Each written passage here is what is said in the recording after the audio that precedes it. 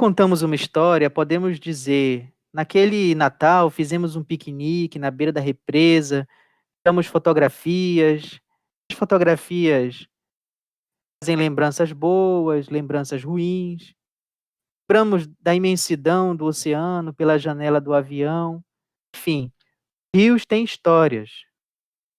Sou o professor Wesley Kettle, da Universidade Federal do Pará. Este é o Historix Podcast.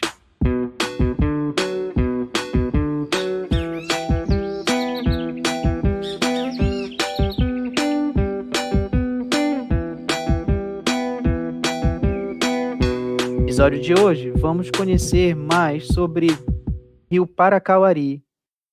Para nos contar essa história, convidamos a professora Ana Vieira. Boa tarde, professora. Boa tarde a todos. Vamos primeiro agradecer a sua participação aqui nessa série Rios de História. Obrigado por ter reservado esse tempo para conversar conosco. A gente queria começar dizendo que a nossa convidada ela tem uma experiência muito interessante no Marajó. Conta um pouco para nós sobre a sua atuação docente e de pesquisadora também. Bom, eu estou no Marajó há 4 anos, desde o concurso de 2015. Comecei em 2016, eu fui nomeada. E desde então eu trabalho na escola Oscarina Santos, do 6º ao 9º ano. E em 2016, já na especialização, eu me interesso pelo Rio Paracauari, né, e por História e Natureza, já na pós-graduação e agora no Prof. História, a gente vem levando esse tema das águas, da natureza e de como envolver, de como ver a história por esse prisma. Professora, qual a importância desse rio, do Rio Paracauari, para a história, o local, a história da Amazônia? O Rio Paracauari, ele é a porta do Marajó, de entrada do Marajó, que é uma ilha, né, um arquipélago, na verdade, todo mundo fala Ilha do Marajó. Marajó é a maior ilha, mas é um arquipélago. A importância do Paracauari, ela vem sendo citada ao longo da história da Amazônia e do Marajó muitas vezes. Eu queria só ler um trechinho, eu queria começar com essa apresentação com uma citação que eu acho que resume a importância dos rios e da água na Amazônia e no Marajó. Essa citação é do padre Giovanni Galo, que é o fundador do Museu do Marajó, que fica em Cachoeira do Arari. No Marajó, quem manda não é o presidente da República, não é o governador. Aqui domina uma ditadura total e absoluta: a água. É a água que oferece os meios de subsistência, que atrapalha a vida, condiciona a saúde, o trabalho, tudo. E sem levantar a voz, de forma traiçoeira e implacável. As estações do ano aqui são exclusivas e se chamam água grande, lama e seca. Essa é a tal ditadura da água. Então, quando a gente fala de Amazônia e de Marajó, a gente vai falar de água, né? O Rio Paracauari, ele é um braço do Rio Amazonas que causou ali uma formação geológica muito particular.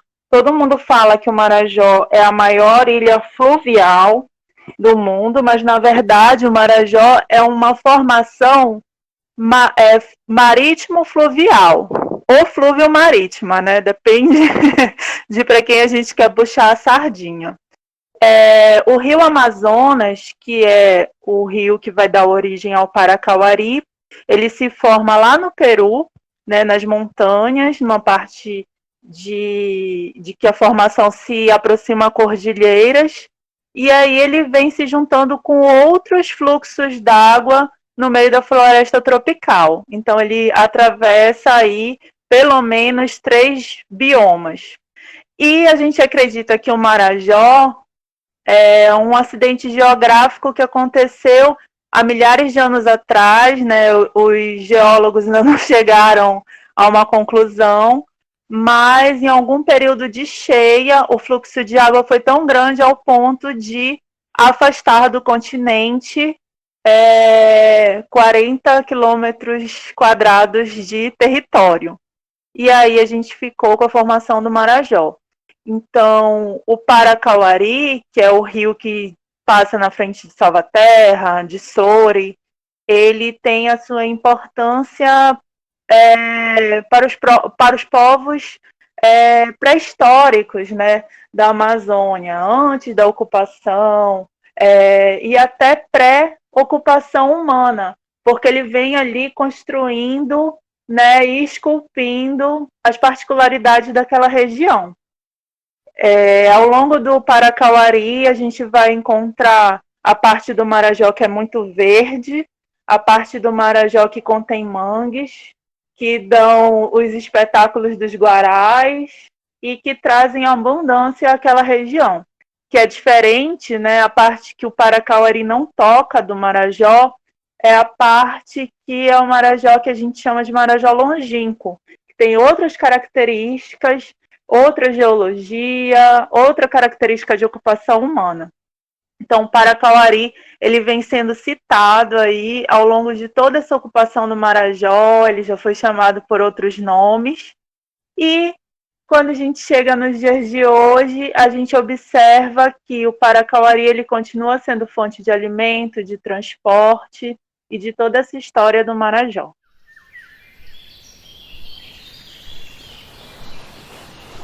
Muito interessante.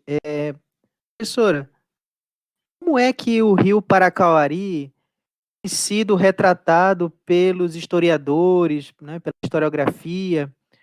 Também, você falou aí de geologia, geografia, aparece nesses estudos também dos geógrafos, dos geólogos? Bom, o Paracauari, ele quase a gente não vai ter historiografia escrita sobre ele, mas a gente tem muitos trabalhos sobre a qualidade da água, de sedimentos, os nutrientes que essa água tem. Inclusive, no repositório da Universidade Federal de Pernambuco, né, a Gabriela Padilha, que é uma oceanógrafa, ela vai fazer toda uma discorrência sobre os movimentos do Paracauari, né, a formação de mangues, de alimentação. Aqui no NAIA também existe um trabalho muito importante da Cristina Silva Nogueira, né, que ela apresenta no projeto dela de mestrado a questão dos pescadores também, a questão da alimentação no Paracauari. E no PPGEL, que é o mestrado de Geografia, o Paracauari ele apresenta como para nós turistas paisagem, para nós que viemos não do Marajó, e para o Marajó uma questão de recursos e subsistência. Mais anterior aí, pois não. Para o nosso ouvinte ficar bem entendido, NAIA, o Núcleo de Altos Estudos da Amazônia da UFPA. Exatamente. E exatamente. O PPGEL também da UFPA. Também da UFPA. E o Paracauari, ele é objeto de estudos também na UFPE, né? A Universidade Federal de Pernambuco, no curso de mestrado em oceanografia, né, que é um braço também da geologia e da geografia. E aí acontecem esses estudos lá sobre os movimentos do Paracauari. Mas ao longo da história, o Paracauari ele é muito cantado, né, ao longo da história. É importante a gente frisar que o Paracauari ele desemboca na Baía do Marajó. E na frente de Mosqueiro tem o encontro da Baía do Marajó com a Baía do Guajará, que é a baía que passa aqui, que banha Belém. E isso causa um movimento de marés que causou diversos naufrágios.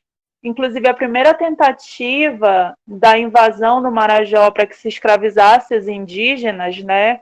Logo, 5 anos depois da ocupação de Belém, tem o projeto derrubado porque eles chegam lá náufragos, né, na praia do Jubim, porque o barco afunda. E aí a corrente, as marés vão levando esses conquistadores, né, esses invasores para lá para a praia. E aí eles são capturados pelos indígenas. Então é bacana a gente localizar aonde o Paracauari fica. Ele fica num movimento extremo de marés. Então é uma maré violenta, causa prejuízos até hoje, causa inviabilidade de transportes até hoje. Então a população que reside nesse local, ela é uma população que tem que ser muito conhecedora de marés. Os marinheiros com quem eu me transporto para lá, eles têm que ser muito sabedores do que eles estão fazendo, porque até hoje é um lugar perigoso de ser navegado.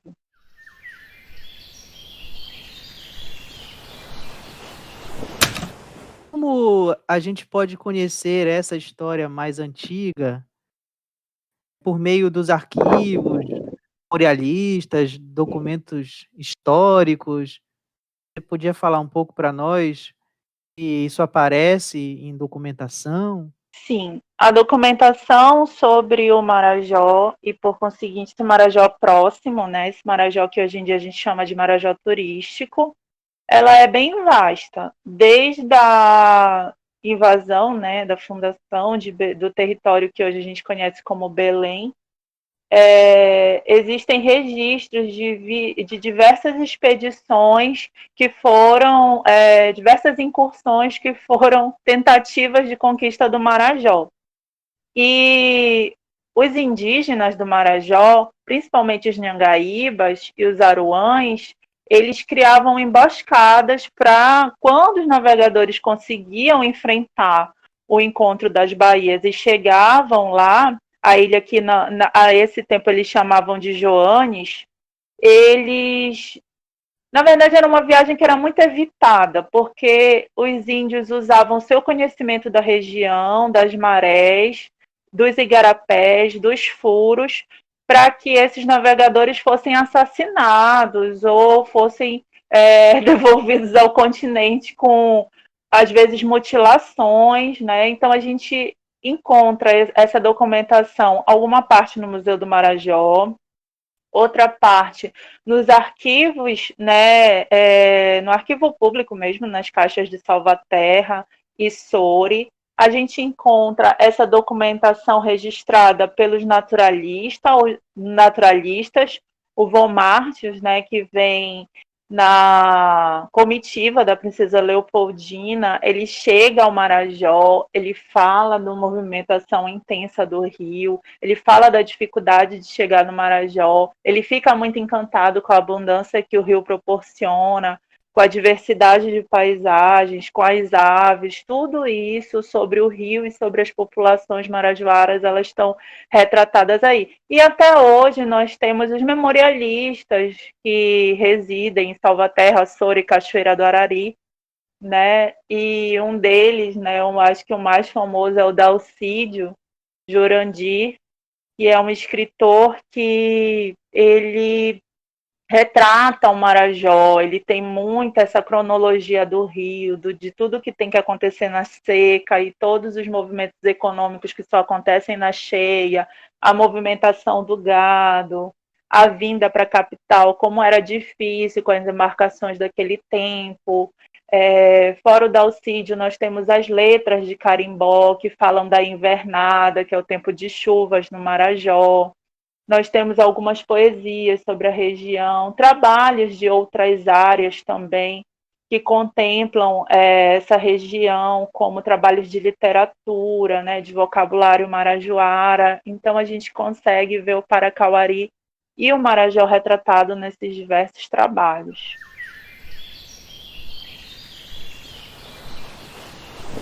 Então, professora, te ouvindo, parece que Rio Paracauari é um personagem que muitas vezes é colocado como um mero cenário nessa história da Amazônia ou história do Pará ou da província, né.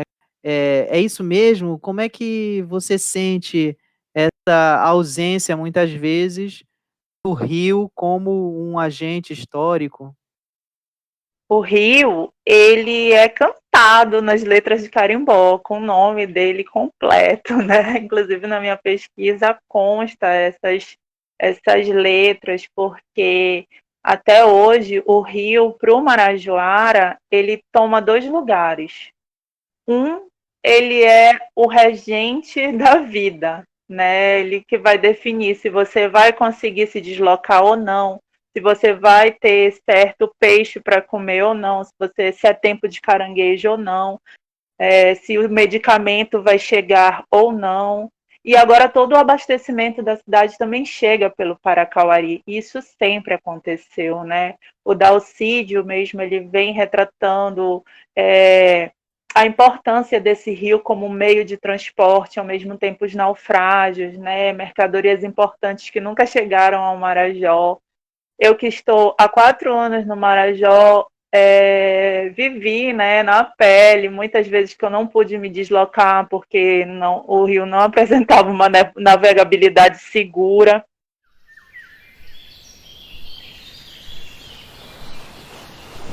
Fala um pouco para nós como é que você tem estudado essa relação entre o Rio Paracauari, mas também os rios em geral, e as suas aulas de história.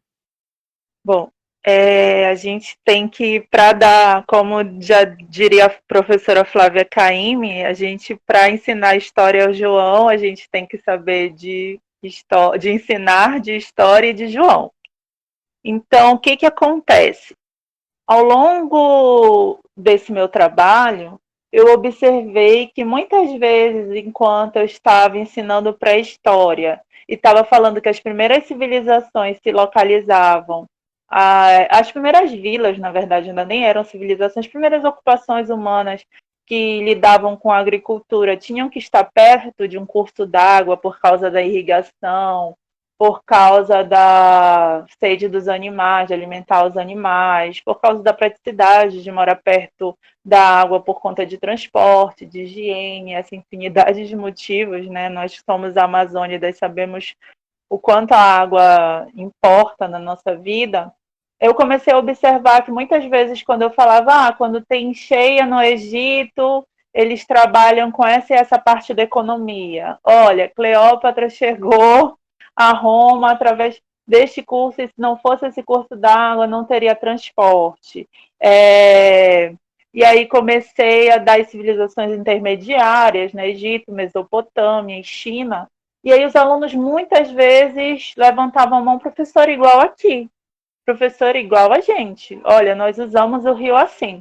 Então foi em cima dessa observação dos meus alunos, se comparando com as civilizações que já tinham acontecido, e aí a gente, no mestrado, tomou essa decisão de não dar aula só de história, mas ensinar a história através desses cursos d'água.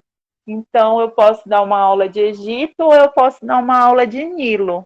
E aí, isso vai aproximar o meu aluno, que também é um ribeirinho, que também vive à beira de um curso d'água, das experiências de civilizações passadas. Então, eles observam a questão do movimento dos animais, a sazonalidade do rio, como a economia funciona de acordo com as secas e as cheias, como o rio dita o ritmo de vida das pessoas, como traz os recursos. Então, eles buscaram primeiro, eles observaram essa identificação com as outras populações, e ao longo desses últimos 2 anos eu venho dando aula, priorizando o curso d'água e como ele é definidor, né, de tantas coisas para as civilizações passadas e para os meus alunos. Então, quando os meus alunos conseguem enxergar como grandes civilizações se formaram à beira de rios, ele consegue também se enxergar como indivíduo, né, dentro da história, como realizador da sua própria história, e ele começa também a buscar a história do rio dele.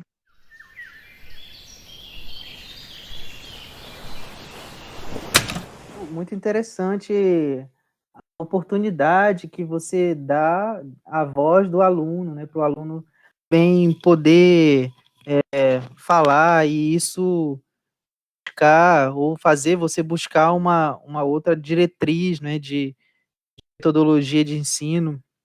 Eu penso que isso é muito importante.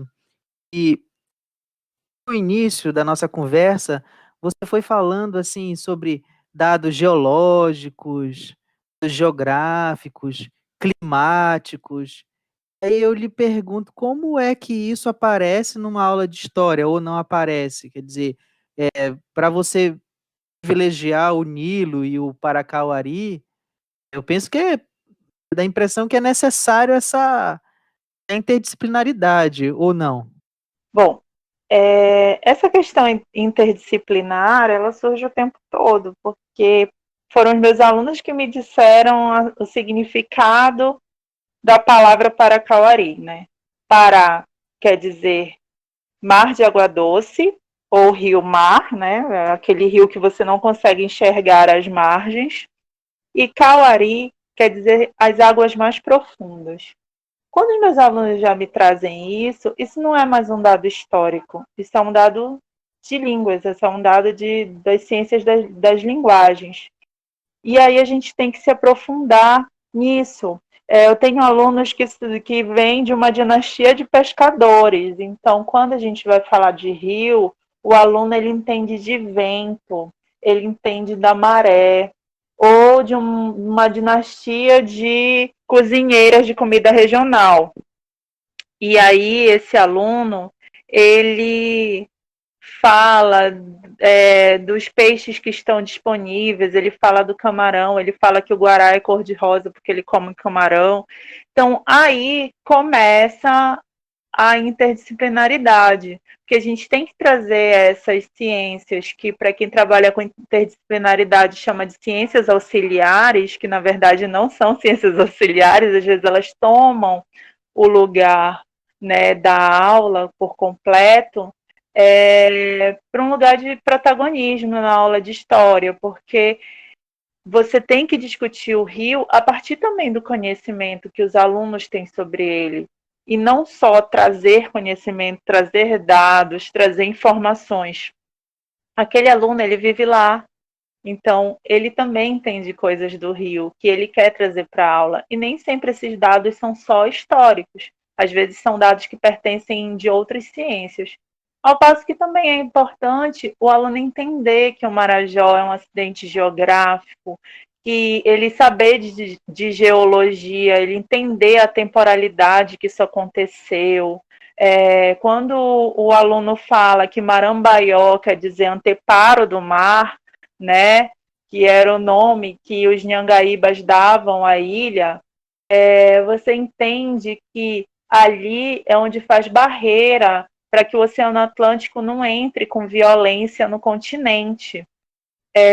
Quando os alunos começam a discutir essas coisas dentro de sala de aula e a gente começa a se aprofundar, sente a necessidade de que a biologia, a geologia, a geografia, a oceanografia comecem a entrar em sala de aula para que esse conhecimento histórico seja construído e mais bem fundamentado.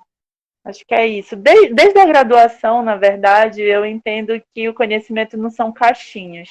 Então, a gente tem ali que realmente estar aberta às coisas que vão acontecer e às vezes não saber ir para casa pesquisar e voltar com a informação do aluno e usar a informação do aluno também para complementar os estudos. Então, é um movimento constante de receber das outras ciências, né, de receber dos alunos a informação.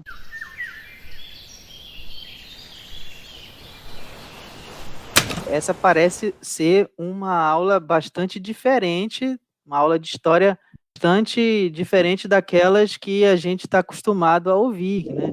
Diálogos entre outras áreas do conhecimento. Qual é o resultado que você percebe nos alunos quando você toma esse conhecimento deles e também quando você dialoga com essas outras áreas do conhecimento? Qual é o resultado, ali no espaço escolar? Bom, os meus alunos, eles são, primeiro, muito orgulhosos de ser marajoara, né? Como diz a professora Ana Maria Linhares, o Marajó, os índios marajoara foram escolhidos para serem o símbolo dos indígenas nacionais.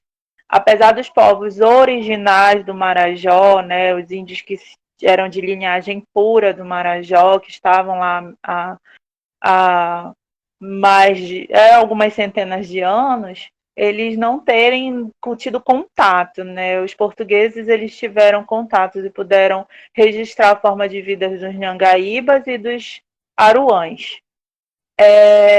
E aí, o que a gente...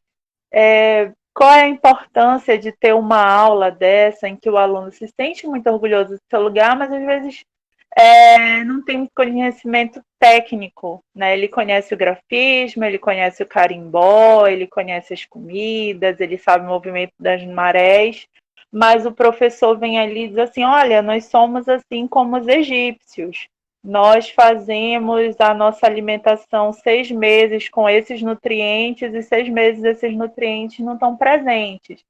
Olha, esse tipo de vegetação só dá nessa região por causa disso, disso e disso, como os papiros lá no Egito. Quando a gente fala que os rios eram ruas na Mesopotâmia, né, que significa a região entre rios, os alunos entendem que para se deslocar, às vezes, para a comunidade que ele mora, ele tem que ir de canoa. Então, quando ele entende que o porto da cidade deles, que é o Porto Camará, é como o Porto de Alexandria, que ligava ali aquela região na Grécia, né, em Roma, ele começa a fazer comparações, ele começa a se sentir um ser atuante na história, porque a história está acontecendo na vida dele todo dia. E essa interação, às vezes é questionado, o aluno não sabe que aula que ele está tendo, mas ele sabe que ele não sabe se é geografia, se é geologia, o que é. Mas quando chega no momento dele saber mais sobre história, pré-história, história das civilizações intermediárias, história antiga, e que toda essa história remete também. O rio dele tem uma história, o rio dele tem uma história da pré-história, o rio dele tem uma história antiga dos povos originários, o rio dele tem uma história contemporânea, que é a que ele vive, a mais próxima do período que ele vive. Então, ele consegue fazer essas conexões de temporalidade, né, e se sentir um sujeito histórico também.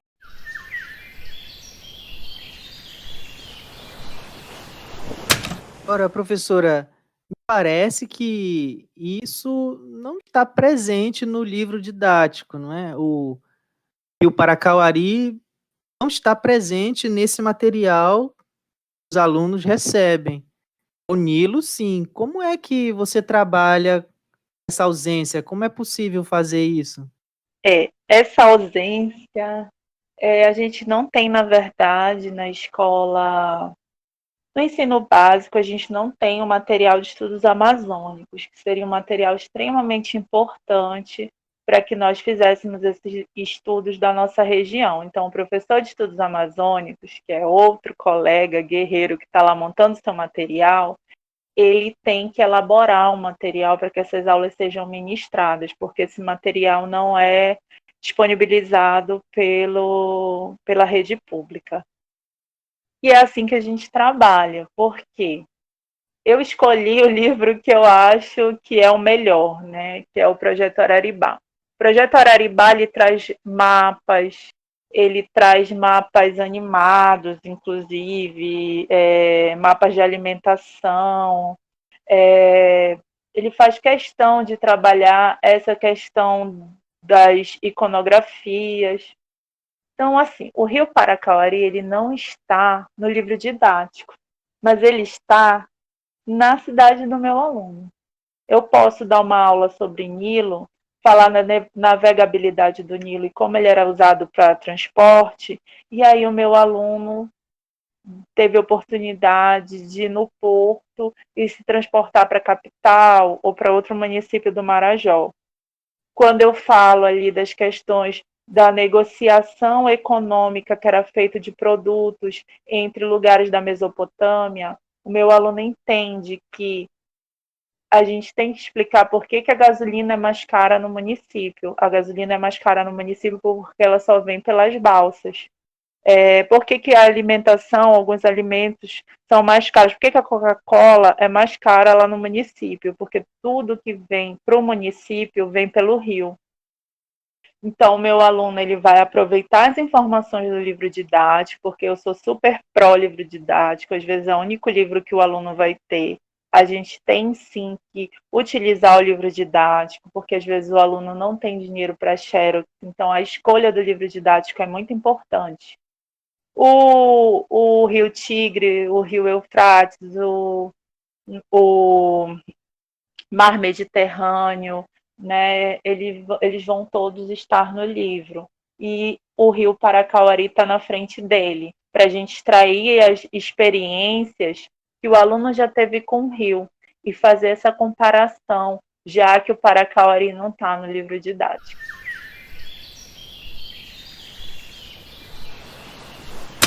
E quando você fala você torna o Rio Paracauari um protagonista da sua aula de história, que personagens locais aparecem, emergem esses alunos? O símbolo, né, do Marajó são os grafismos dos indígenas marajoara. Então a gente tem que ver pela perspectiva de que os heróis, as Cleópatras, os Marco Antônios, né, os Hammurabis, são todos indígenas. Quando o aluno ele tem muito orgulho de ser marajoara, mas ele não sabe o que o povo marajoara fez, é o momento da gente lançar a mão da arqueologia.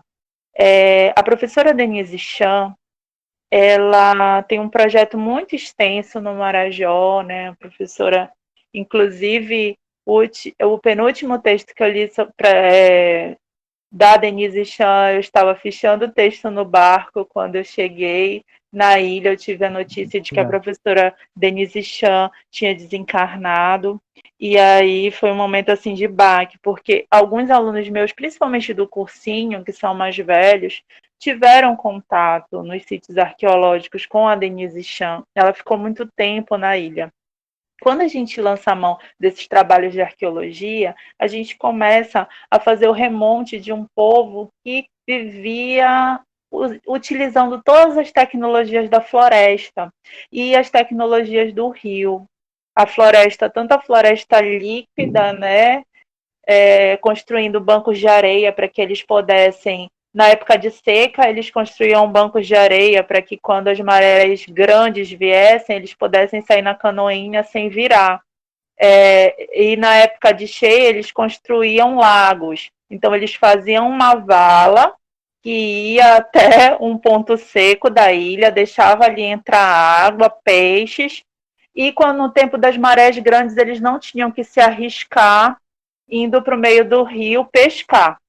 Eles já tinham ali a piscicultura. Quando a gente entende que esse povo foi escolhido como símbolo do indígena nacional, quando a gente entende que esse indígena já tinha tecnologias de remédio, já tinha tecnologias de agricultura, que virou um povo tão grande, tão poderoso, que chegou a um ponto em que eles não tinham que ter nenhuma atividade de guerra, porque nenhuma outra tribo se metia com eles, o meu aluno quer ser esse cara. O meu aluno esquece completamente do Marco Antônio, da Hammurabi, da Cleópatra, de todos os imperadores romanos, porque aqueles índios são mais próximos dele. E aí ele passa a virar o foco dele de estudo a descobrir. É como quando a gente está estudando populações negras, né? Salvaterra também tem 17 quilombos, mas quando a gente está mostrando aquele negro que só apanha lá do Debré, o meu aluno não quer ser aquele. Ele quer ser Barack Obama, ele quer ser um guerreiro Zulu, ele quer ser Zumbi dos Palmares. Então, Atletas meu da aluno. NBA. Exatamente. Ele quer ser o cara que está lá ganhando no basquete, ascendendo socialmente. Então, o que acontece? esse estudo do passado heróico dos Marajoara, né? Os Marajoara eram índios que não permitiam que ninguém penetrasse na floresta, porque eles eram conhecedores da floresta. Meu aluno se percebe, só eu sei aonde cai bacuri, só eu sei como sobreviver aqui, só eu sei qual é a parte da praia que dá tal marisco. Então, ele se coloca também dentro dessa realidade do detentor das tecnologias da floresta, da navegabilidade. Então, o aluno ele passa a ter focos. E assim, as lendas atuais, né? Daí dessa aula vem o boto, daí dessa aula vem a cobra grande, que eu acho que todo município da Amazônia tem uma, daí dessa aula vem a iara, daí dessa aula vem as pedras que cantam, e diversas coisas que fazem parte do imaginário do município, e que Seres se tornam encantados, né? seres encantados da Amazônia, né? Depois dessa nossa conversa, fica evidente que você é uma entusiasta tanto da recuperação do conhecimento dos alunos para a aula, como considerando a importância da natureza para a compreensão desse passado. A importância você vê trazer o rio Paracauari mesmo, o rio em geral, para o ensino de história? O Rio Paracauari, nós temos que resgatar a historiografia dele, ela é muito entremeada com a historiografia do Marajó, escrita sobre o Marajó. Então, não existe uma produção historiográfica consistente sobre o Rio Paracauari. Então, sobre o Rio Paracauari, eu me apoiei muito na historiografia sobre o Marajó, né, nos memorialistas, nos historiadores, nos outros cientistas, para descrever essa historiografia. Porém, meus antecessores, né, pessoas que já escreveram sobre outros rios, eu gostaria aqui de citar, porque alguns métodos, algumas formas de escrever que eles usaram, né, e de captar essa história do rio, eles são extremamente importantes para que essa história do Paracauari seja contada. Então, eu acho que, inclusive, o professor Wesley Kettler, que é com quem estou conversando, e o professor José Augusto de Pádua, eles são as pessoas que vão abrir essa historiografia sobre os rios para mim. Então, o professor Pádua, inclusive num artigo escrito com o professor Chamboleron, daqui, ele vai fazer um apanhado de rios brasileiros, né? Ele também tem uma obra que dá para resgatar muitas metodologias de como pesquisar esse rio, que é um sopro de destruição, pensamento político e crítica ambiental no Brasil escravista. Então, vem mostrando como essa degradação, essa má administração dos nossos recursos hídricos, ela está sendo feita desde 1786, né? Não é de hoje. Nem que os rios estão sendo pesquisados, nem que o Brasil está fazendo uma má gestão desses recursos. Outro que eu gostaria de chamar a atenção é o Victor Leonardi, né? Que ele é autor de uma obra chamada Os Historiadores e os Rios, Natureza e Ruínas na Amazônia Brasileira. Ele, na verdade, é o organizador de uma coletânea, ele tem um capítulo só no livro, mas ele é o organizador de um livro coletânea que vai falar de diversos rios da Amazônia. Nesse livro eu não tenho Paracauari, né, mas quem sabe numa outra edição. Outra pessoa que eu queria citar é o Marco Antônio Tavares Coelho. Ele escreve uma obra sobre o Rio das Velhas, Memórias e Desafios, e ele escreve também sobre o Rio São Francisco. E aí o Rio São Francisco também vai me ajudar nessa pesquisa. Outra obra sobre rios é a do Gilmar Arruda, né? A Natureza dos Rios, História, Memória e Território. Ele também vai se arvorar num trabalho sobre o Rio São Francisco e aí ele vai fazer aí o histórico desse rio e quanto esse rio vem sendo desviado, dilapidado. Uma obra que eu também considero, apesar dela não se tratar de rios, mas ela é uma obra importante para a minha pesquisa, é a do Fernando Brodel, né, o Mediterrâneo, porque o Mediterrâneo também vai tratar de portos, de cursos d'água, de uma história de longuíssima duração. Ele está fazendo ali a história do mar Mediterrâneo e não das civilizações em volta. Então, o Brodel ele é um autor muito importante para a gente analisar principalmente essa história de longa duração, né? Lembrando que o rio ele é uma característica geológica e geográfica. A história vai se apropriar de muitos conceitos dessas outras ciências para isso.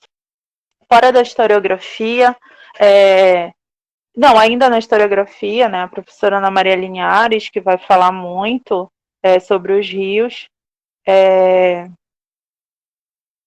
tem uma tese de doutorado também do Bruno Capilé, que fala sobre os rios do Rio de Janeiro, mas ele é da área de biológicas. Ele vai fazer uma obra extremamente historiográfica, porque ele vai buscar toda essa história dos rios do Rio de Janeiro, como foram poluídos, como sumiu o mangue, como as áreas de capinzal sumiram no meio da cidade, como esse rio vai se urbanizando e alguns até virando canais. Então, a obra do Capilé também é bastante importante para mim, e toda a obra da professora Denise Chan sobre o Marajó. Acho que seriam essas as principais sobre história e rios, né?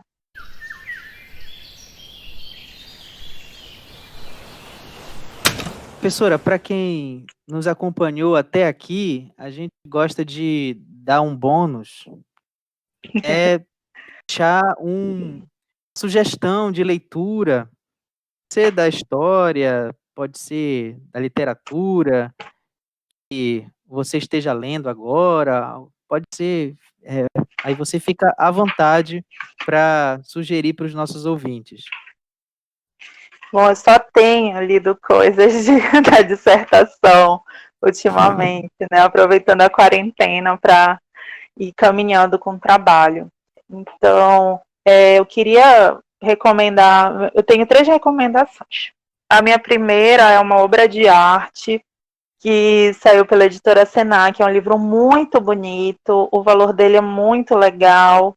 Ainda não tem em PDF disponível, talvez tenha no Senac EAD, né, a edição, ainda não chequei, mas é o livro da professora, é o livro que é a tese de doutoramento da professora Denise Chan, né, que é Cultura Marajoara. É uma edição trilingüe, a capa é toda com grafismos marajoara, e a Denise Chan faz um apanhado ancestral dessa ilha e da importância da cerâmica do povo marajoara, que hoje em dia está em todos os lugares do mundo, né? Então é uma obra que é uma obra científica, a gente pode ler isso como sim uma obra acadêmica, mas é uma declaração de amor ao Marajó. Então eu recomendo primeiro a Denise Chan. A minha segunda indicação é qualquer livro do Dalcídio que fale sobre o Marajó, mas eu gosto particularmente do Chove, nos Campos de Cachoeira, e ele fala um pouco da experiência dele, ele está em vários personagens, né? A gente lê a biografia do Dalcídio e lê o livro, a gente reconhece ele em vários personagens, mostrando o quanto ele achava a cidade feia na seca e extremamente exuberante nas cheias, né, no tempo das águas grandes. Os personagens são bem complexos, é uma leitura muito fácil, divertida e de muito reconhecimento para quem é da Amazônia e de muito conhecimento para quem não é da Amazônia. E a terceira, qualquer uma da Alcídio está valendo. A terceira obra que eu queria indicar é a Comunicação Poética e Música Popular, uma história do carimbó no Marajó. Essa é a tese de doutoramento também do Marcelo Monteiro Gabay, aqui da Universidade Federal. Ele é músico. E desse livro eu queria também fazer uma citação, tá? Tem uma citação do Líbero Luchardo, de 1967. Então, o Líbero diz assim: a ilha é como uma semente, fechada e alienada pelo próprio rio, que parece envolvê-la com amor, mas também a castiga com a inclemência das suas grandes e periódicas enchentes. Porém, encharcada ou ressequida, a terra luta para sobreviver e se impor no reino das águas, abrolhando lentamente sobre o que se define e a estrutura de água que insiste em insultar. Essa citação é do Líbero Luchardo e está logo a primeira citação do Marcelo Gabay no Comunicação Poética. Esse livro ele vem trazendo uma série de letras de carimbó de diversos mestres que são do Marajó e também é uma declaração de amor, principalmente a Salvaterra e Soure, né, que são as rivais irmãs, são as duas ilhas rivais irmãs. São essas as minhas 3 recomendações, todas lendo para a dissertação, e são obras que falam muito dos municípios que são banhados pelo Paracauari. Muito obrigado pelas recomendações. Terminamos a nossa conversa sabendo que poderíamos falar mais sobre o Marajó. Passeamos pela geologia, a climatologia, pela geografia, terminamos bonito com literatura e poesia, e eu deixo aqui o meu muito obrigado, professora. Queria agradecer a todos que ficaram com a gente até agora, fazer um convite, né, para que depois do apocalipse todos conheçam esse lugar, não todo mundo de uma vez, porque a gente não quer nossos jacarés tropeçando em vocês, mas queremos convidar todos a conhecerem o Marajó, principalmente os amazônidas. É uma parte da Amazônia que é completamente diferente do resto da Amazônia, peculiar, inundada de arte, e é muito bacana a gente conhecer o Brasil. Então, que a primeira viagem de vocês seja para o Marajó, depois do corona. Então, tá aí o convite para os nossos ouvintes. E nós agradecemos também por ter nos acompanhado até aqui. Historix Podcast fica aqui. No episódio de hoje, nós conversamos com a professora Ana Vieira. Todos, muito obrigado e até a próxima.